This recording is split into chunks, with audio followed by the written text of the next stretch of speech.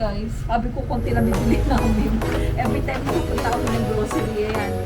Yan guys, papunta na kami sa townhouse muna kami.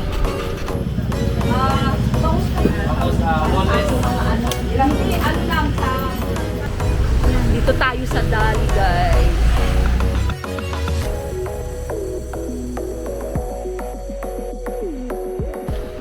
Hi guys, good morning. Good morning to my channel guys. Welcome and thank you for watching my vlog. And then no, I using this one.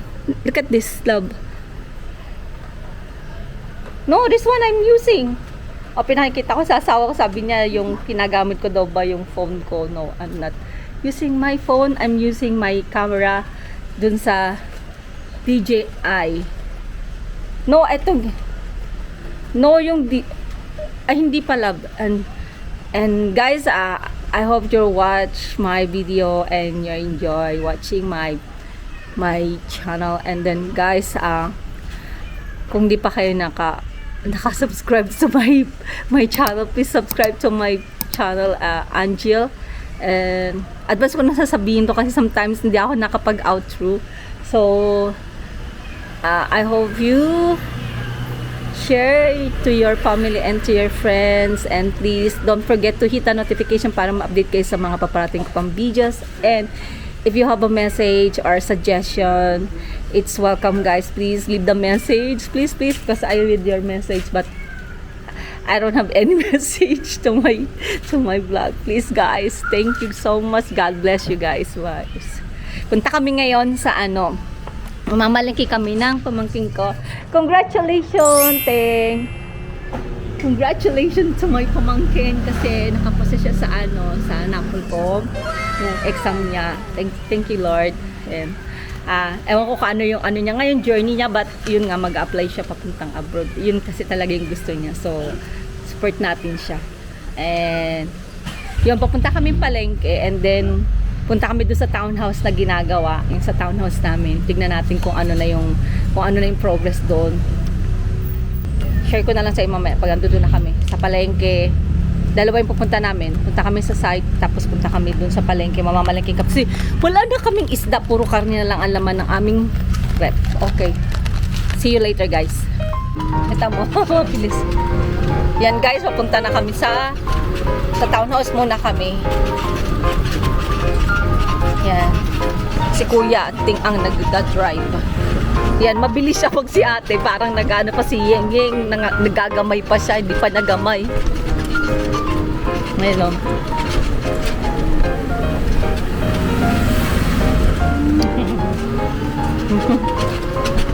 Yay!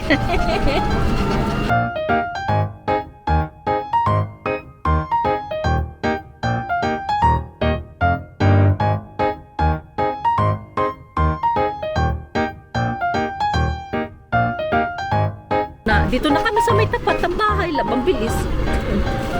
Ayan na. Ito na, makita mo na yung yan, may ginagawa. Ayan na, makikita mo yung person. Hey. Ito na kami. Yan, Ito, tignan mo. Yun yung nagawa nila, love. Kita mo na? Ayan na, guys, yan, Pero sinabi ni Boyet, baka mga daw, Monday. Oh, morning. Yan guys, dito na kami sa palengke. Bibili muna kami ng bigas sa kanila kasi nakakaano naman para lalo silang sipagin. Bibigyan muna natin sila ng bigas kasi kumakain din yung kapatid ko doon. Para rin. Ay sa palengke. Tulong din sa kanila. Kasi alam mo naman yung buhay din nila. Bigyan lang natin muna ng 10 kilos para may pangkain sila. Tapos susunod para makumpleto ko yung unti-untiin ko yun. Ayun na nako. Guys, dito na tayo sa palengke. Yan, palengke na guys. Palengke na tayo. Doon ako sa suki ko. Ng isdaan ako. Doon sa baba. Yan, dyan. Sabi Sabi niya, mas malambot po yung dito. Ito, matigas siya, 27, 25. Pinapatawa mo ako eh. Pinapatawa niya ako, guys, oh. Eh, bili tayong bigas, guys. Parang ito lang yung piso lang. Yan. Dito tayo sa palengke. Tagal-tagal din na mamalengke. Ngayon tayo mamalengke, guys. Wala na yung kasama natin sa palengke. Okay guys, bili tayo ng isda na. Sa isda na tayo. Tapos sa isda section tayo. Doon kami bibili sa suki namin. Sa dati kong binibilihan. Doon nandito pa yung aking esposo. Ngayon lang uli ako nakapamalengke. Lagi kasi kaming bumibili sa SM. Doon kami nag-grocery. So, diretso na pamalengke. Yan guys, dito tayo. Kay, yan, dyan. Diyan ako, dyan. Yeah, this one. Okay, guys, dito kami. Yan. Hi! Eto kay Su. Wala eh. Ano na sa bahay? Mas tipid to. Yeah, mas tipid to. Hi guys, dito ako.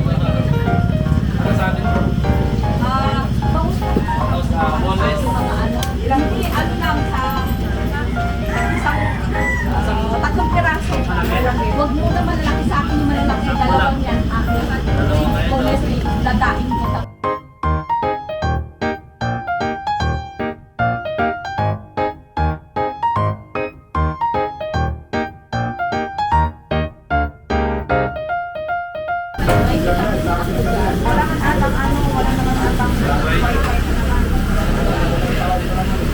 Wag na ang wifi nyo. Palakas kayo ng wifi, guys. Mga bagong subscribers. Hello po. Subscribe nyo ako. Thank you for yan, that's me. Yan. 1.7. Sabi na. Yeah.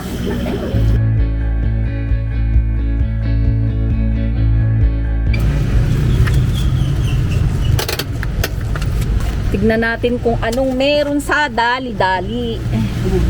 Ito na lang nakito na ako. Kasya naman ako dito. Hi! Yan, dito tayo sa dali, guys.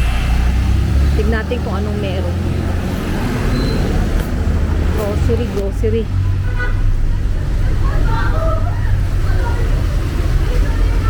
Bibili kaming mantika at saka first time namin dito sa dali, guys. Parang siya may mga kinotyahan. Oo. Hindi naman siguro bawal dito. Wala naman kami. Yan, dito tayo sa Dali Mark. Eh, baka meron silang gustong stock darating yung mga ano, huwaan mo na. Yan, bili natin. Tuwa tayo ng mantika. Asan kaya mantika nila? Kailangan ko ng mantika. Ayan, may mango juice sila. May mango juice nila. Tsaka yan. So, ayan. Natin na.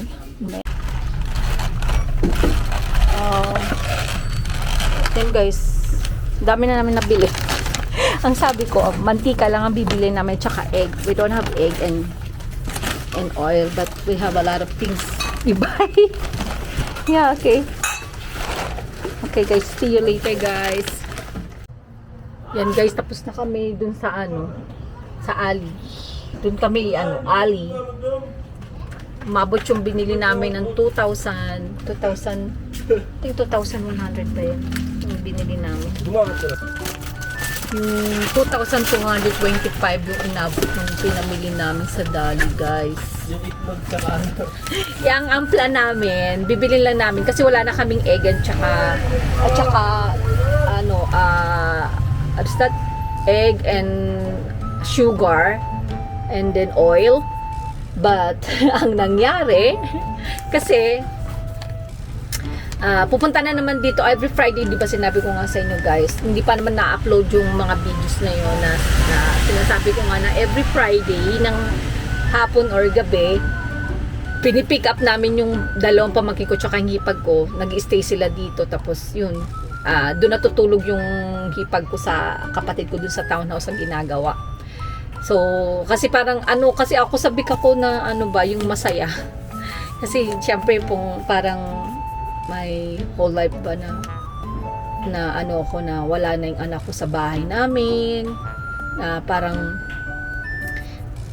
nabuhay na lang ako ng ilang taon na ano, ando dun yung anak ko nakatira din sa ano, sa Hawaii, but magkaiba na kami kasi ng bahay. So the most of the time, so for longest year na ano, lalo na nag-pandemic, ano, hindi kami nagkikita. Tapos syempre, tapos eto, pumupunta lang sila sa bahay kasi nga nangyari nga na nagkaroon nga ako ng depression.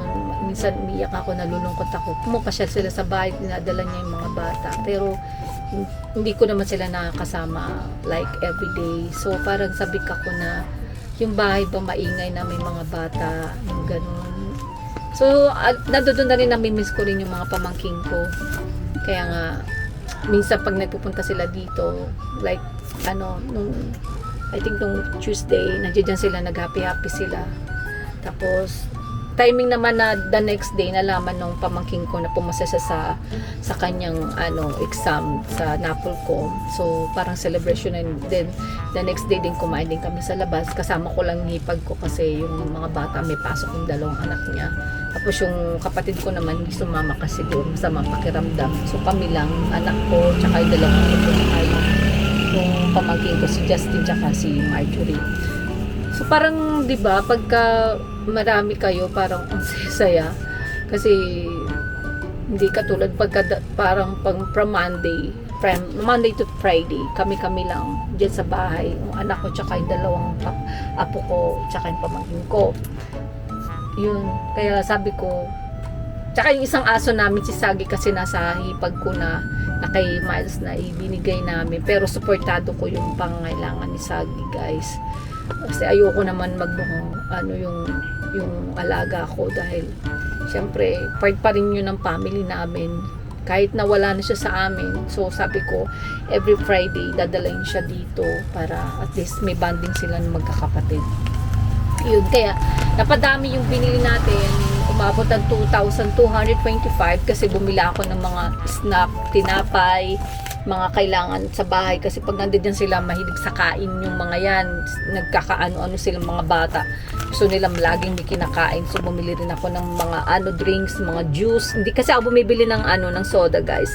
More on juice kami kasi sanay kami dun sa maski yung apo ko tsaka yung mga anak ko sa Hawaii, ganun, hindi ko sila sinasanay ng na uminom ng soda kasi it's not good din kasi para sa kanila, lalo na sa mga bata.